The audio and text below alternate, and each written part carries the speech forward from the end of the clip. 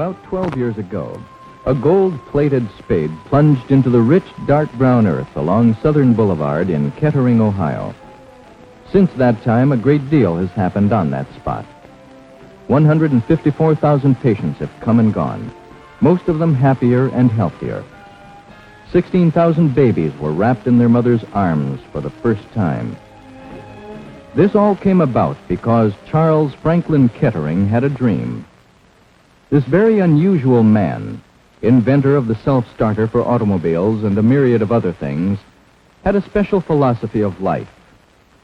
One of his best expressions of his philosophy was quoted by Robert Ohlman, NCR Board Chairman, at the dedication of the Charles F. Kettering Memorial Hospital. Nothing ever built arose to touch the skies unless some man dreamed it should, some man believed it could, and some man willed that it must.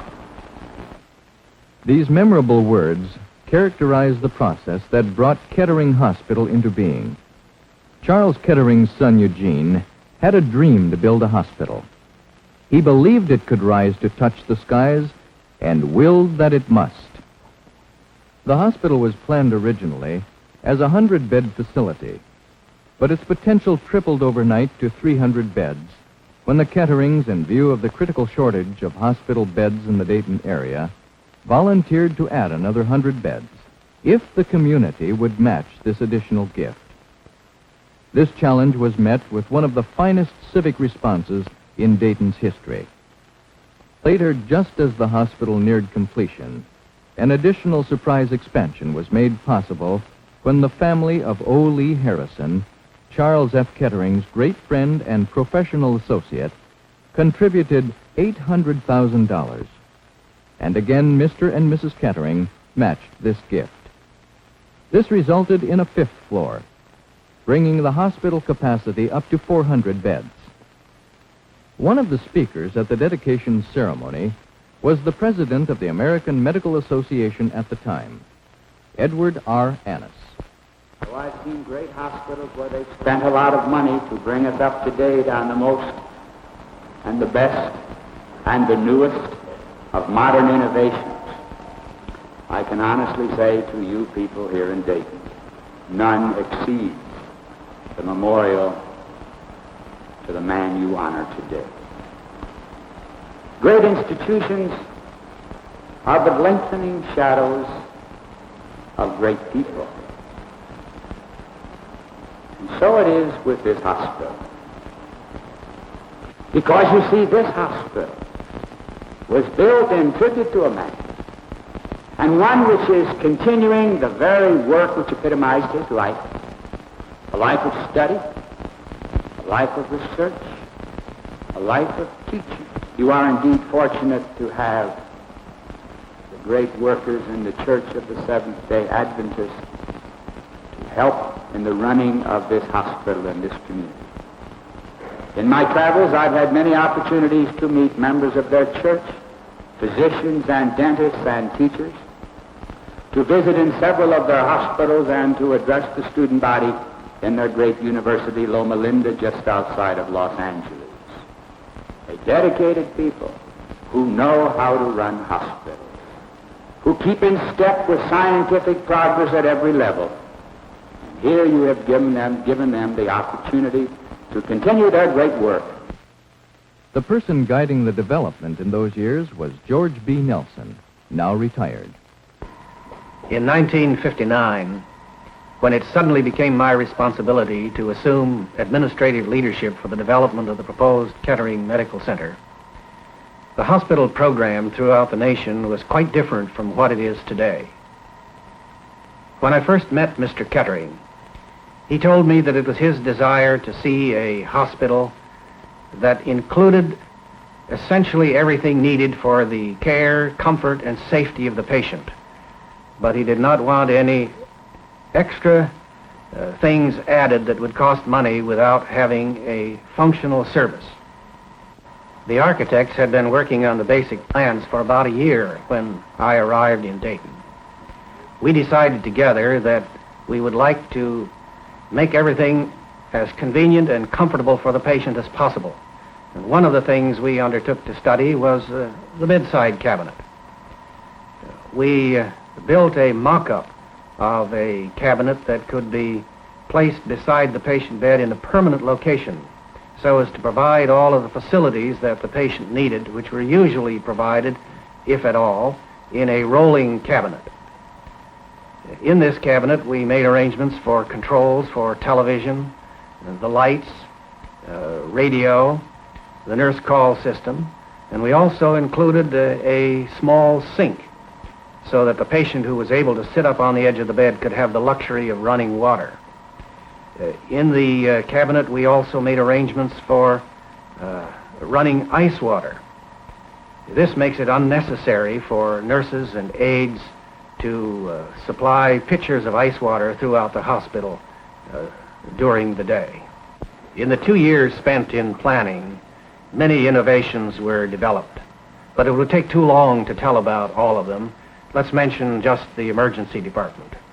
It was felt by our consultants and advisors that only a very small emergency department would be needed in the hospital. So we prepared for a department that would comfortably accommodate from 50 to 75 cases a day. I understand at the present time your patient load sometimes reaches as high as 200 cases a day.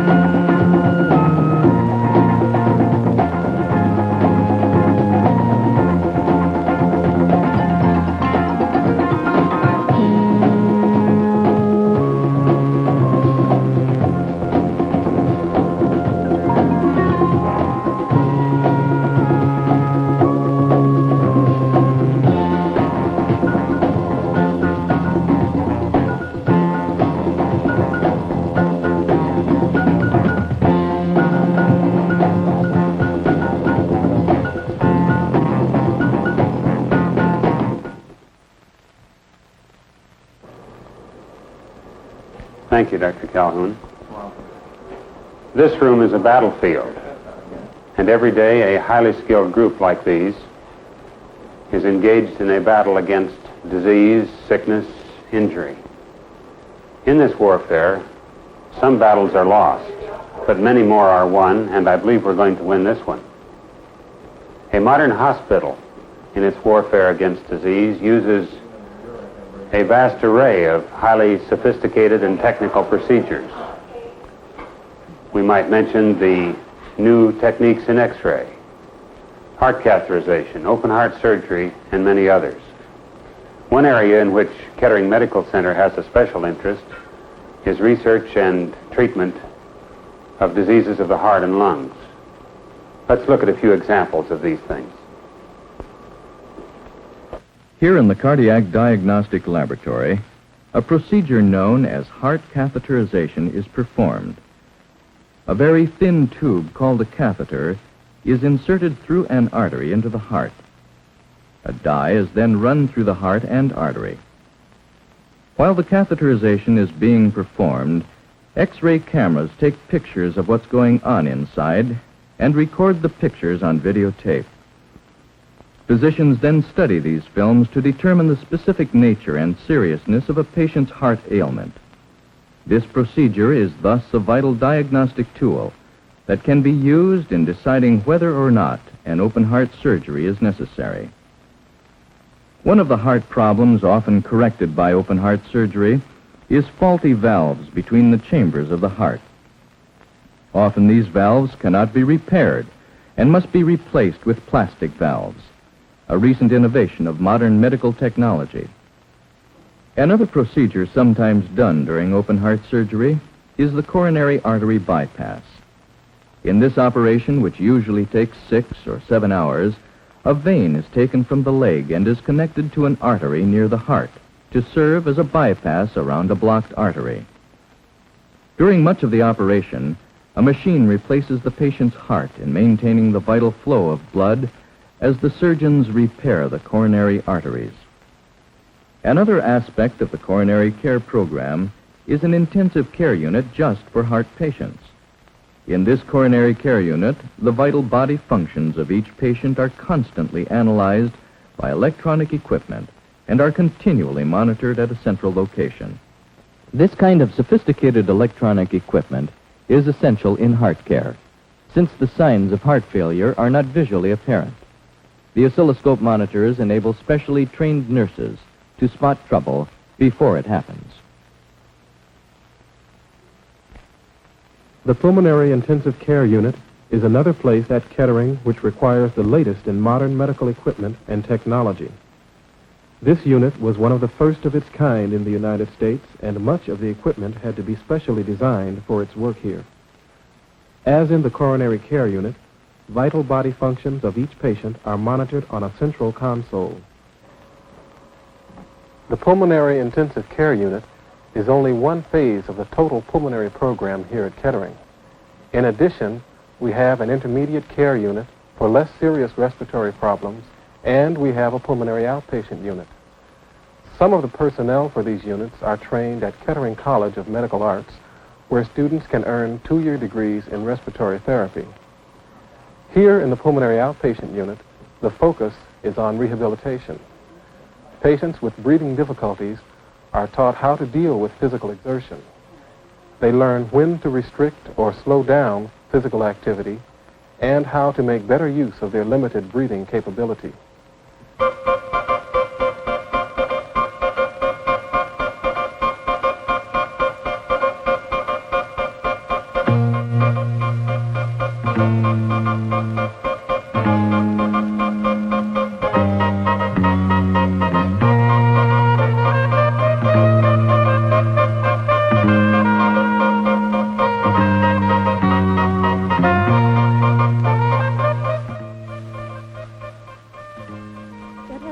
In the past that the practice of medicine is 10% science and 90% art. These percentages, however, may be changing as medicine comes to rely more and more on the scientific findings of hospital laboratories. New equipment is continually being developed that can better measure, analyze, and identify the causes of disease.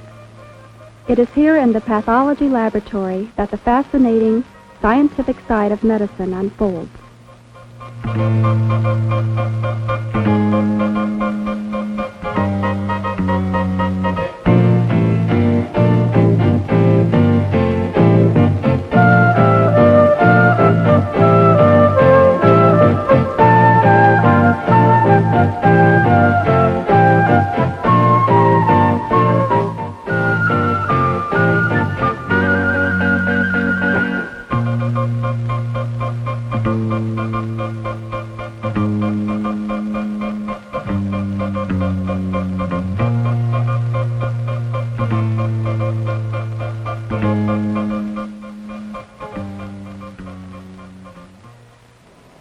Mr. Smith, we want you to learn to begin strengthening your left leg and learning to bear weight and to shift weight from one leg to the other. To begin, we need to make a few adjustments so it's proper height And then you begin pushing your feet back and forth, just as though you're walking. That's fine. Now, if you look at the gauges, try and push with each foot so that the pressure is the same. Especially concentrate on the left. Try to get it up equal with the right. Push a little harder with the left. That's better. Okay, now, let's go ahead and stand up and try the same thing. That's it. Okay, put your hand on the handle. That's the way. Rehabilitation is hard work no matter how you look at it. It's particularly hard if you're the patient. Progress always seems slow, sometimes painfully slow, but the results can be highly rewarding to both patient and therapist. A wide variety of rehabilitation programs are offered here at Kettering. Besides pulmonary care, which you've already seen, there are physical therapy and occupational therapy. Classes are also conducted for patients with chronic ailments such as diabetes.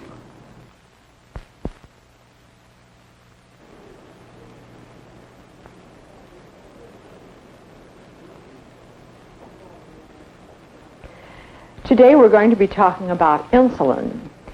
I think that every diabetic should know all that he can about insulin, because at one time or another in your experience as a diabetic, you may have need to be taking insulin, even though some of you are on pills and on diet alone. And we have something rather interesting today to tell you about, and that is the new strength of insulin, U100. You are probably aware that in the past we have been using U40 and U80 strengths. And now we have the U100 insulin, which is more than twice as strong. Kettering Medical Center is more than just a fancy name for hospital. The term medical center reflects a commitment far broader than immediate patient care. With its research and educational divisions, the medical center is preparing for future health care needs. The educational division, Kettering College of Medical Arts, is operated according to the Seventh-day Adventist Church's philosophy of education, a unique combination of mental, physical, and spiritual training. The college presently offers associate degrees in 8 of the allied health care fields and will add new programs in the near future. Over 300 students are enrolled in programs ranging from nursing to dietetic technology to biomedical electronic technology to the latest physician's assistant. Students can also elect to take only the program in general education. Thus, the school also serves as a community college. But whatever the area of study, every aspect of the instruction focuses on being sensitive to the needs of others.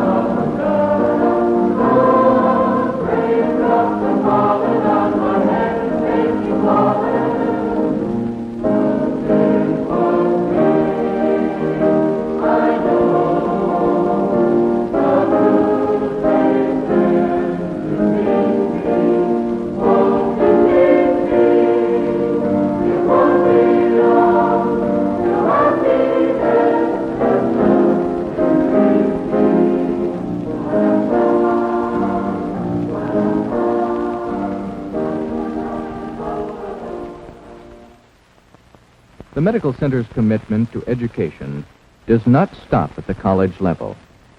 There are graduate and postgraduate programs, as well as activities in community health education. Let's take a look at the program for training chaplains, and then see how the 5-day plan to stop smoking works. You have someone in here? Yeah, I got my wife in here. She's in the back of one of those rooms there, I guess.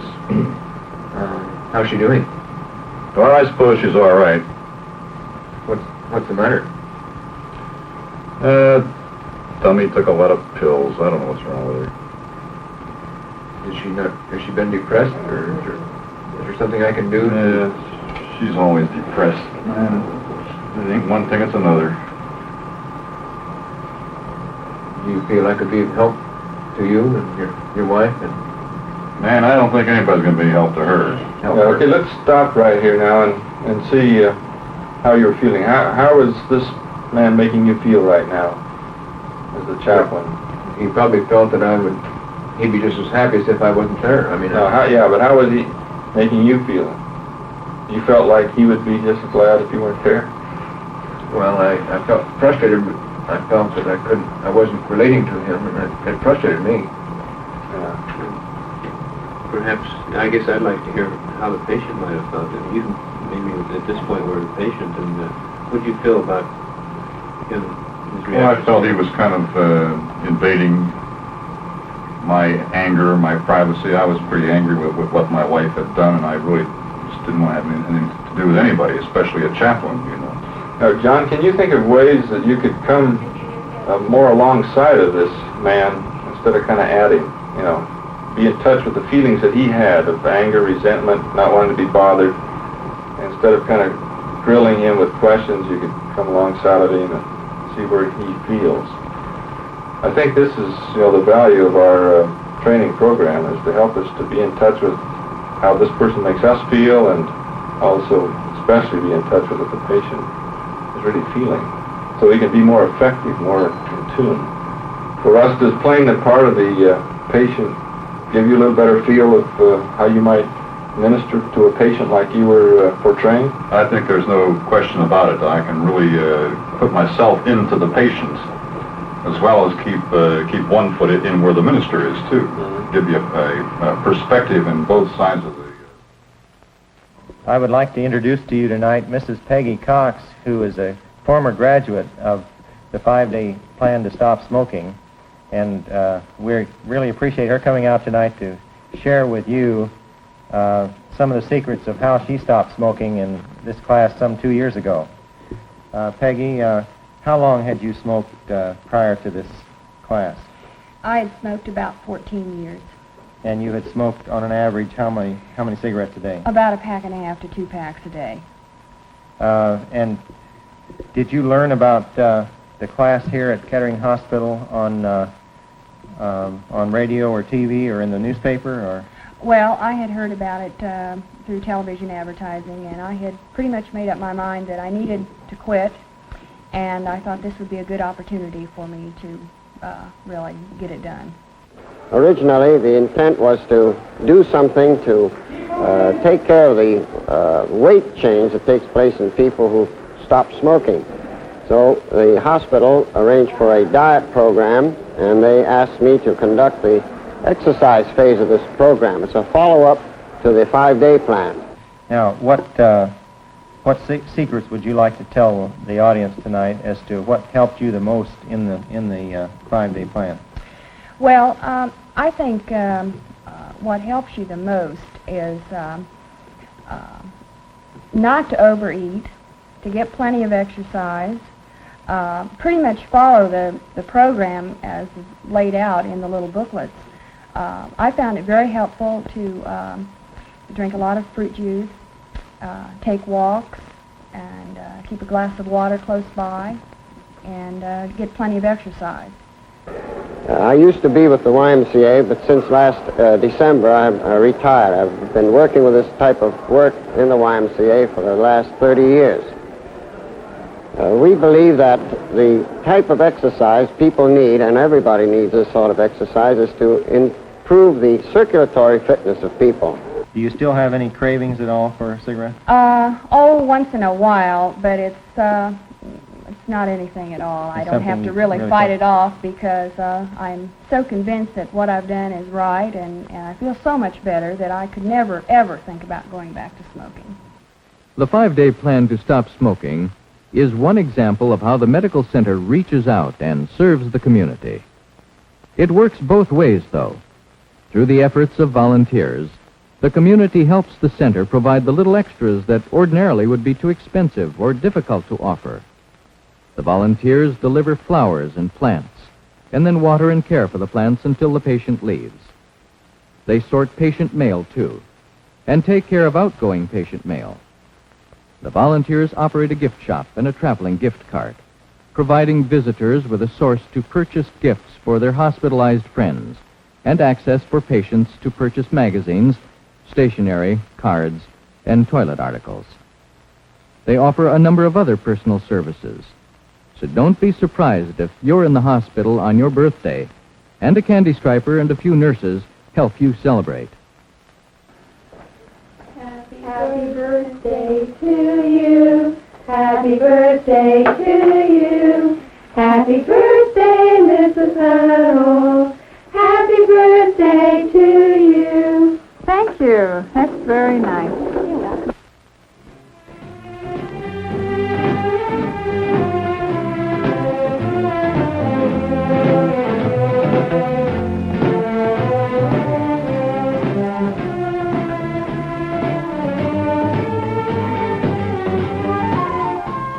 So you see, the Kettering Medical Center endeavors to be progressive and up-to-date in medical technology, health education, and many other programs. But the ultimate concern of all programs and staff is to provide the best possible care for individual patients. Science is not enough. Education is insufficient. And group programs in themselves are inadequate unless they contribute to quality patient care on an individual daily basis. The staff and employees at Kettering Medical Center believe that this can best be done in a Christian environment.